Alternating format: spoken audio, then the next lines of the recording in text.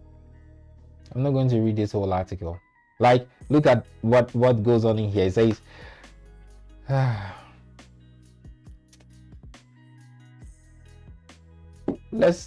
I don't know.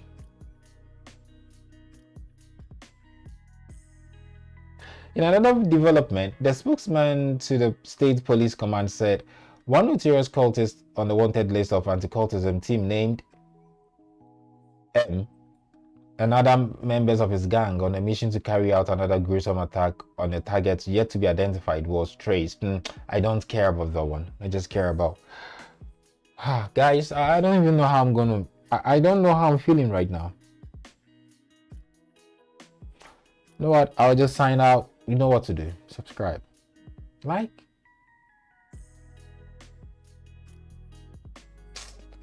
17-year-old. 17 years. There's so much it could have been. There's so much it could have done. There's so much in this life that this young gentleman didn't even get to experience. The falls, the rise, the tears, the happy moments. These are things that makes man. This is the end of the video. Very emotional video for me. Like, I read this news. I wanted to do this video, and anytime I sat to want to do the videos, like I get so emotional, I just stop. 17 years. Don't do this to your kids. Don't do this to you. Don't do it.